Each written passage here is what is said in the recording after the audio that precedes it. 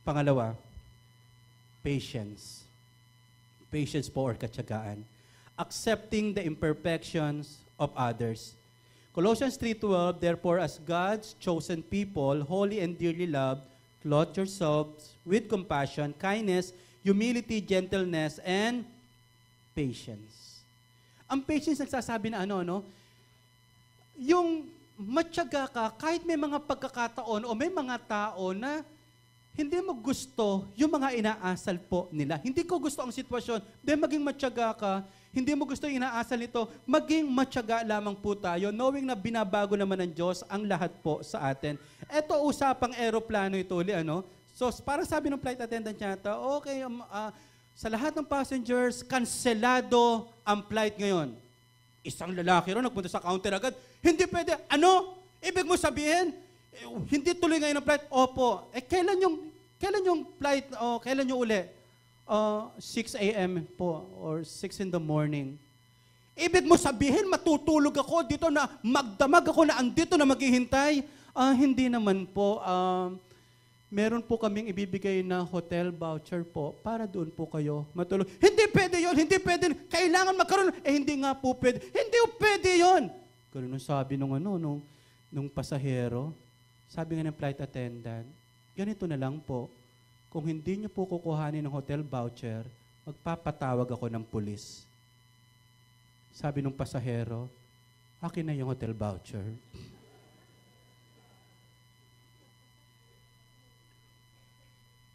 Listen to this po Pag nagiging impatient po tayo, ang daming natataranta sa paligid natin, di tayo nakatutulong. Pag naging impatient ako, napaparanoid yung mga tao sa paligid ho natin. Hindi ho tayo nagiging pagpapala. At ito pa ang mabigat. Pag bumigay ka, ang natatandaan ng tao, yung masamang ugali natin. Sa sitwasyon na yon, ang daming nanonood. Naalala niyo si Amalayer po? Minsan-minsan lang yun, Hindi naman siguro sa lahat ng pagkakataon nagtaray siya.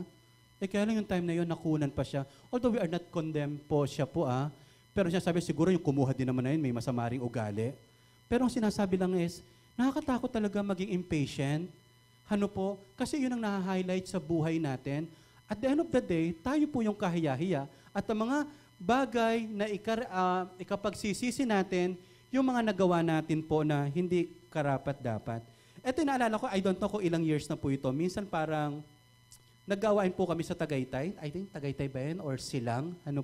Pagkatapos papauwi na kami gabi. Gutom na rin po kami, Pagkatapos kumain kami parang sa SM Dasmariñas. KFC pa yata yun. Pagkatapos, may kinausap akong parang, basta stop doon or waiter, parang ganyan po, Pagkatapos sabi ko, sir, paayos nga po nitong upuan. Hindi ako pinansin. Parang, on my own perception po, nabastusan po ako. Nag-init ho ang ulo ko.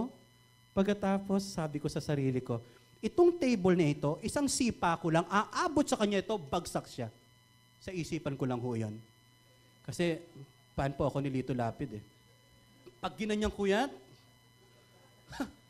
yari siya. Alam niyo ho, medyo nagtantrum po ako, medyo nakapagsalita po ako ng di maganda. Sabi ko, hulaan niyo na lang po ako sinabi ko. Pero hindi po mura yon. Hindi pa, basta, yun nga po, medyo nawala tayo ng control. Pagkatapos, umalis lang po ako ng konti. Late ko na naisip, hindi lang kami ang pagod. Sila din.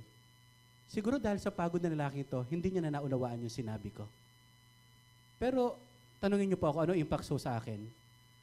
Kapag naalala ko po yun, nahihiya pa rin ako sa sarili ko. Kasama ko yung mga leaders, ng church, praise and worship. Kaya nga minsan, hindi na ako maka-attend ng practice ng praise and worship. So, nahihiya ako pag naalala ko yun.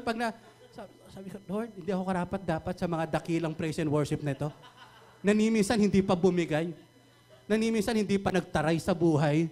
So yun yung parang gano'n lang po, Hanggang ngayon, nakakahiya po.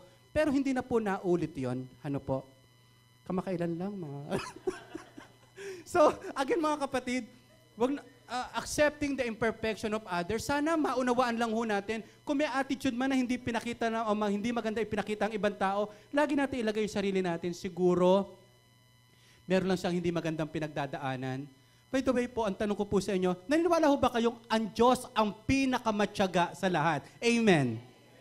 Tingnan nyo kung hindi matyaga ang Diyos, baka wala ka na dito, baka wala na ako. Bakit? Dami natin masasamang ugali na talagang kung tutusin, napaka-holy ni God, hindi niya kayang i-take.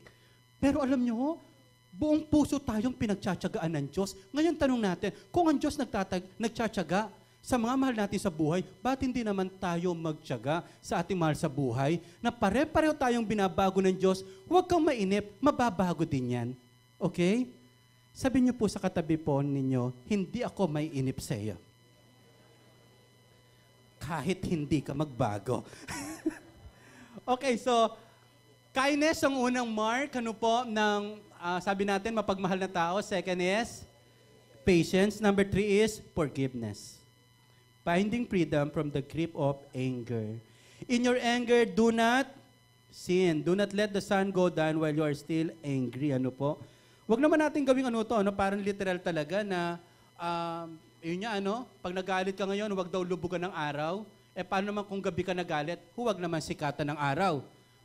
Pag tanghali naman, huwag abutan ng hapunan.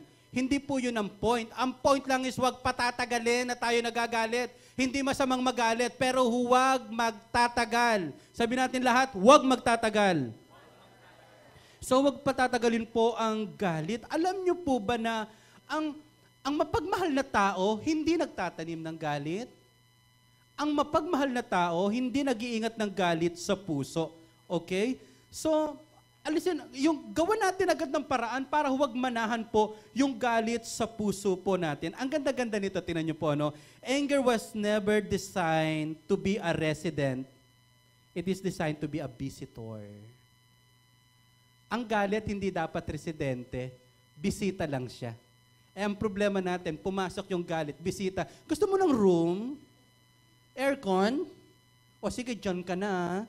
So pag pinahanan natin yung galit, tayo rin po ang masisira kasi po anger will destroy you, can destroy you. It could not help anyone. Hindi po mabuti sa atin ang magalit, pero normal lang na nagagalit po. Again pero yung panatilihin yun po yung iba. Alam nga may masama nang ginawa sa iyo, anak. Sanay na ako, anak. Huwag kang mag-alala. Hindi ako nagagalit sa iyo. Lumayas ka, mapapatay kita. Huwag naman pong ganon. Ang sinasabi lang natin is, again, bisita lang ang galit. Huwag patirahin ng matagal sa puso. Forgiveness. Sabihin mo ulit sa katabi mo ngayon, pinatatawad na kita. Kahit hindi ka pa humihingi ng tawad. Okay lang po yun, Kahit po yung mga tao hindi humingi sa atin ng tawad, unahan na natin, Lord, kahit po hindi pa siya humihingi ng tawad sa akin, ako na po yung nire-release ko po kung anumang galit na naramdaman ko sa Kanya. Number 4 is courtesy. Courtesy po. Treating others as friends. 1 Peter 2:17, show proper respect to everyone. Love the family of believers, fear God, honor the emperor. Hindi po emperador po ito, Emperor. Honor the emperor. Common courtesy. Bakit nga, nakapunta na po ba kayo sa lugar, halimbawa sa hotel o saan pang business establishment, yung pag nagtanong ka, ano ba ganito? Yes, sir. Meron ba kayong ganito? Yes, sir. Parang pulis parang sundalo. Yes, sir. Lolokohin niyo po ba ako? Yes, sir. So yung parang, yes, sir. Common courtesy po yon sa mga naglilingkod. Kundi, sir, boss, courtesy po yan paggalang. Ngayon, ano ang common courtesy dapat sa mga anak at bata pa lang na tinuturo natin? Po at upo. Ano po? Po, maupo ka dyan. Ano po? Hindi, po at opo. Ano pa? Kailangan mamano. Ano po? Pag namatayan ka, 400 kamag-anak yung nakapilang matatanda. Kailangan magmano ka lahat doon. Automatic po, ikaw ang pangalawang ibuburol dahil sa pagod, napasma ka. Kamamano. So, sinasabi natin is, maganda po yung may common courtesy. Ano pa yung common courtesy po pag nasa bus tayo at may sumakay na matanda? magtulog-tulugan. Sa LRT, yung mga lalaking nakaupo, tulog palagi. Pero sakto-sakto naman, Vito Cruz gising. Pero pag malayo, pag ganyan-ganyan lang, oh. Grabe, no? Sakto-sakto pag UN.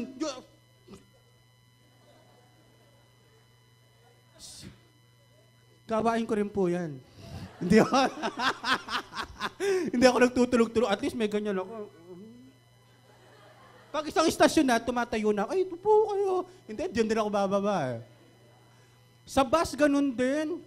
Ang pinakamagagalang pa naman sa ano natin, yung mga bus driver po natin, ano, bilis magpasakay, bilis magpababa. Hindi mo alam nakababa ka na. Sa bilis, ano po. So kung may mga matatanda, buntis, ano po, pinauupo po yan. Okay? So yun, although sabi nga sa ibang bansa, ano, Korea yata yun, babae, hindi nila pinauupo, ano? Kaya mas magalang pala tayo sa kanila. Naks, ano po. Ano ang common courtesy sa mag-asawa? Never say anything against your spouse. Huwag naman natin sasabihin yung kapintasan ng asawa po natin, ano? Huwag naman, alam mo, grabe asawa ko, ang lakas lumamon. Grabe. Kabibili ko lang ng bigas. Sinubukan ko muna yung 45, ang lakas kumain. Sinubukan ko NFA, walang pagbabago. Walang pagbabago. Sabihin mo na lang na, alam mo, pinagpapasalamat ko sa Diyos, napakaganang kumain ng asawa ko. Salamat sa Diyos. Napakalakas. Sa mga babae naman, ganun din, ano, alam mo, tahimik naman ang asawa ko, tahimik. Pag sinasakal ko, walang masabi. Walang masabi. O ngayon ka umimik, paano ko makakaimik? So, common courtesy is ganito. Huwag tayo magsasabi ng, pati sa mga anak, eto parang common courtesy sa mag-asawa. Pag tinanong ka raw, sa tingin mo, ano ang sasabi ng asawa mo? Ay, sensya na ha. Hindi kasi ako makapagsasalita para sa kanya. Tanungin ko na lang asawa ko. Halimbawa, to sino? Sa palagay mo, bibili asawa mo? Tanungin mo lang siya kasi lahat yata nang naglako sa amin, pinahinto niya. So, ganun lang, ano? Parang paggalang din natin, huwag natin pangungunahan yung mga desisyon din at gusto, hayaan naman natin sa ibang bagay po. So, yun, alam niyo po ba yung word na courtesy po? Sa Greek daw po, dalawa ibig sabihin yan. Dalawang word ang combined. Ano po? Una is mind, as iniisipan, and then isa is friend. Ano po? So, ang courtesy is friendly-minded. Friendly-minded. Yung respeto at paggalang, lagi mo tinuturing na kaibigan or magulang mo, yung ginagawan mo na isang tao. Like for example, alimbawa, nagda-drive ka, pagkatapos may isa na lang na parking space o space doon, pagkatapos, wow, may isa ring naroon. Isang sasakyan. Dali! Charan! Oh, kala maunahan mo ako, ha? Ang courtesy ganito, turing mo siyang kaibigan, ay, may isa pang parating, di bale, siya na lang, kayo po. Pagkatapos, ikaw na lang ang maghanap. Yun po yung courtesy. Alam niyo, napansin ko ho, yung sa pag-gym, kasi po, wala na magkasakit ako, talagang, grabe po talaga ako nag-gym po ngayon. Once a week, ano po, regular po yan. Once a week po yan, talagang nasa abs na po ako ngayon eh. Ganyan lang ng ganyan. Okay? Sabi ko, di kaya ako magkaputok nito, ganyan ko lang ganyan. Alam niyo, common courtesy sa mga nag-gym, kahit hindi mo kakilalang masyado, para alis na ako ba?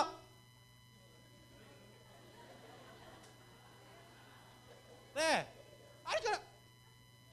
Yung nagpapalam pero di ka nagkakain. Ang gagalang. Hindi ho ba? Sabi ko, buti pa dito, nagbabatian. Minsan sa church, magpuri tayo sa Panginoon. Sige po, kamayan natin ang bawat isa. Tara. Parang wala man lang nakita to. Ano ba to? Pag may unang lumabas dito, nagmamadali, ikaw yun, ha? Hihintayin, uy, tumatayo na, praise and worship. Dari, kuhain mo na yung bag mo, kuhain yung bag mo. Magko-closing prayer na si pastor. Kayo, kabisado nyo na talaga. Sa susunod po, may gagawin tayong parang. Pinakiusapan ho natin yung kapitbahay ho natin dito daanan. Para hindi kayo agad makaalis. So, courtesy is, tratuhin mo lang yung mga tao nasa paligid mo na kaibigan. tratuhin mo yung mga tao na makakasalamuhan mo. Tinan niyo po, kung siya itatratuhin mo na maayos, hindi mo siya tatarayan eh. Hindi mo siya abuso, hindi mo siya gagawa ng hindi maganda sapagkat may paggalang mo siyang tinitingnan.